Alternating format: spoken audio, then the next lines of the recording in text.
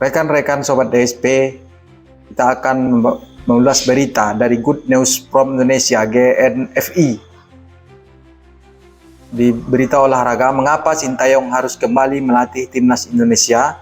Tanda tanya, ditulis oleh Muhammad Farid Al-Fairuzi, 29 Oktober, pukul 7.52, berarti hari ini.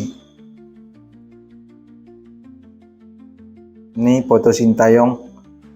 Mengapa Sintayong harus kembali melatih timnas Indonesia? Beberapa tahun terakhir, perjalanan sepak bola Indonesia bagaikan roller coaster. Naik cepat, turun tajam, lalu tersendat di tengah jalan.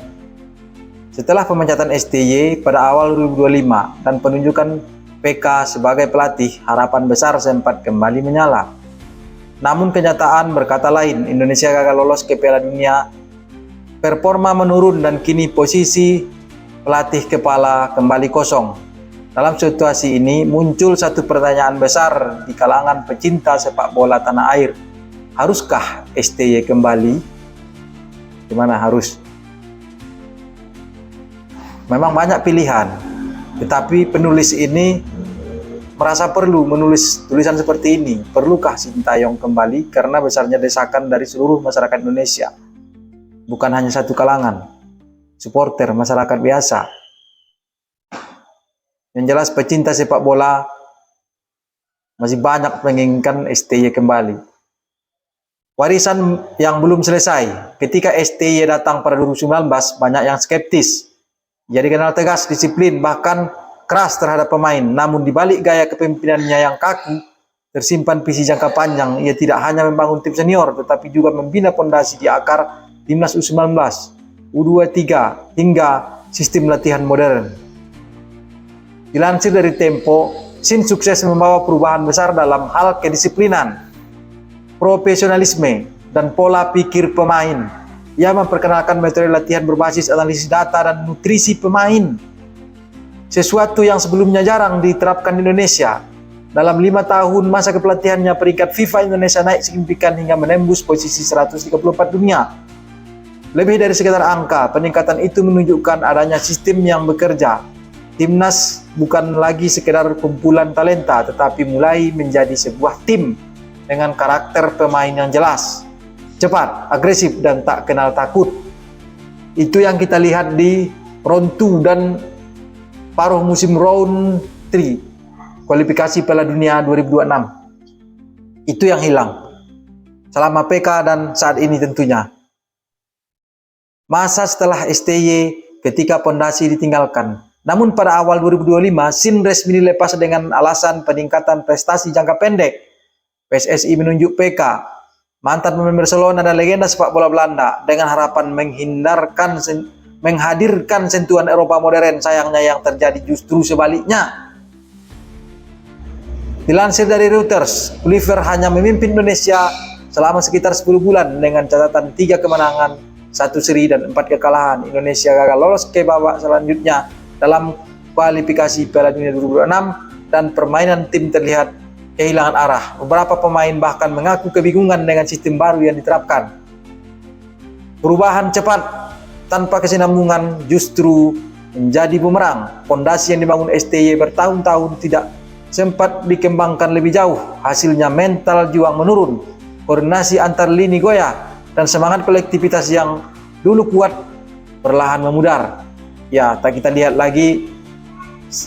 Kalau ingat, Kevin Perdong dulu jalannya itu kayak satu kaki aja, tidak jalan lurus seperti jalan orang normal, tetapi dia tetap berlari mengejar bola, tetap membantu pertahanan. Itulah semangat yang ditularkan oleh STY. Itu yang hilang dari pertandingan 6 pertandingan belakangan yang dipimpin oleh PK. Mengapa harus Sintayong kembali? Ada beberapa alasan rasional mengapa STY layak diberi kesempatan kedua. 1. Dengarkan nih ya, para pembenci STY. Kita berbicara berdasarkan data dan fakta, bukan berdasarkan like and dislike. Memahami DNA sepak bola Indonesia. Cari pelatih yang bisa menandingi dia terhadap pemahaman DNA sepak bola Indonesia. Kalau ada Tulis di komentar, hadirkan. Selama 5 tahun terakhir, Shin sudah memahami kultur dan karakter pemain Indonesia. Ia tahu bagaimana mengelola pemain muda yang emosional, namun bersemangat tinggi. Pendekatannya bukan hanya taktis, tetapi juga mental dan psikologis. Nah, perlu dibantah? Saya rasa tidak perlu dibantah. Betul apa yang ditulis oleh Muhammad Farid Al-Fairusi di Good News From Indonesia ini. 2. Mengapa harus Sintayong kembali? Yang pertama tadi memahami DNA sepak bola Indonesia. Yang kedua, memiliki rencana jangka panjang. Dilansir dari ESPN, Shin sejak awal menekankan pentingnya pembinaan berjenjang antar tim nasional. Ia bukan tipe pelatih instan yang hanya mengejar hasil cepat, melainkan membangun sistem yang berkelanjutan, hal yang jarang dimiliki pelatih asing Indonesia. Iya, dia potong generasi. Hasilnya baru kita lihat di Piala Asia U23 yang nyaris lolos ke Olimpiade. Dan U23 tersebut adalah fondasi untuk meloloskan timnas 2026 dan 2030. Sebetulnya itu yang dibangun oleh STY. Sudah bagus kemarin kerjasama STY dan Pak Erick Thohir. Entah siapa yang membisiki Pak Erick Thohir, entah apa sebabnya, entah apa kesalahan STY, sehingga hubungan mereka bisa terputus di tengah jalan yang menghancurkan harapan sepak bola Indonesia. Yang ketiga, mengapa harus Sintayong kembali? Yang ketiga, telah teruji di berbagai level. Bisa dibantah? Jangan bicara AFF, jangan bicara SEA Games. AFF itu nggak ada apa-apanya. Kalau saya ketua PSSI, AFF itu saya kirim tim U20 aja. Karena itu tidak ada nilai tambahnya terhadap tim nasional. Biar U20 yang main di situ. Nanti untuk mengasah mentalnya main di level yang tinggi, U23 dan senior. Jangan bicara masalah AFF, STY tidak bisa melahirkan Piala AFF. Tak ada prestisiusnya AFF. Di bawah arahannya timnas U23 berhasil lolos ke Piala Asia U23 untuk pertama kalinya. Dan jangan lupa, bukan lolos saja. Semifinal, bos. Semifinal itu 4. Ranking 4 di Asia. Dari 48 negara, ranking 4 dia. Itu bukan prestasi yang ece-ece. Tim senior pun tampil kompetitif di ajang Piala Asia. Apa? Lolos 16 besar. Walaupun lewat jalur peringkat 3 terbaik. Tapi lolos bos, 16 besar. Dan kualifikasi Piala Dunia dengan sumber daya terbatas. Ya betul, waktu itu pemainnya bukan selengkap sekarang, bukan selengkap di zaman Patrick Kluivert. Ia mampu memaksimalkan potensi pemain lokal dan naturalisasi. Saya salut sama STY. Setiap FIFA Matchday nambah 2 orang pemain, 3 orang pemain, 1 orang pemain. Tapi begitu mereka main, bisa menyatu dengan sistem dan permainan yang beliau terapkan. Saya tidak ada bantahan terhadap tulisan ini. Itu dia 3 alasan mengapa harus Sintayong kembali. Kalau berdasarkan apa yang dinyatakan oleh Andre Rosiade, anggota DPR RI, ada nomor 4 nih. Lebih murah, lebih ekonomis. Karena tidak perlu signing fee. Mengembalikan kepercayaan diri pemain. Salah satu keberhasilan Shin yang jarang dibicarakan adalah perubahan mindset. Ya, saya ingat itu. Waktu di awal-awal round 3, pernah diwawancara beliau menyampaikan bahwa mindset pemain harus berubah. Jangan masuk lapangan pemikiran sudah merasa akan kalah, tetapi menang. Bagaimana caranya menang?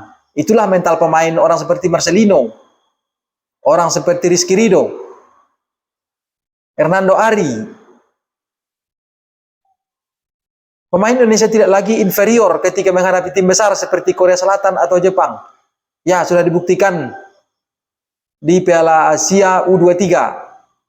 Rasa percaya diri ini adalah aset yang tak ternilai yang kini mulai terkikis. Terkikis lagi, habis dia kandas. Momen untuk belajar dari kesalahan. Sepak bola Indonesia sudah terlalu sering terjebak dalam siklus pendek. Satu pelatih gagal, ganti yang baru. Tanpa memperhatikan kesinambungan sistem. Padahal seperti membangun rumah, pondasi yang kuat memerlukan waktu dan kesabaran.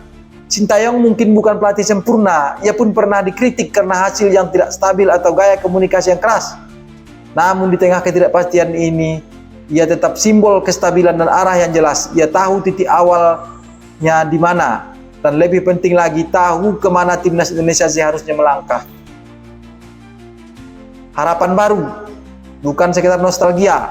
Kembalinya STY jika benar terjadi, tidak seharusnya dipandang sebagai langkah mundur atau nostalgia semata, betul.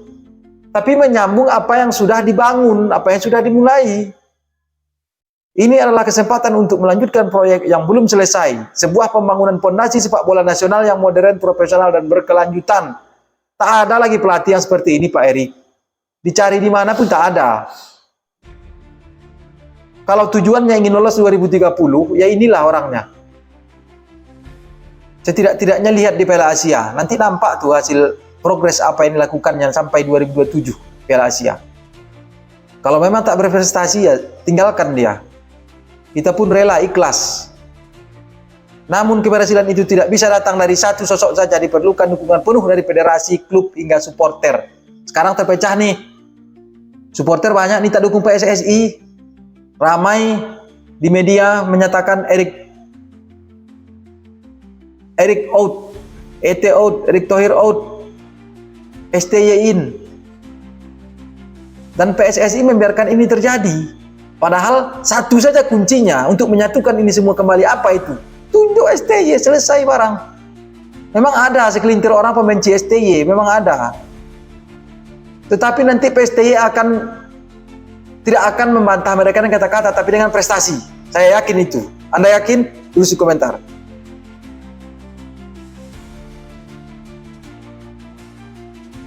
Untuk menjaga konsistensi visi jangka panjang, jika SIN kembali tanpa dukungan sistem, sejarah akan terulang. Datang dengan visi besar, pulang dengan tangan kosong.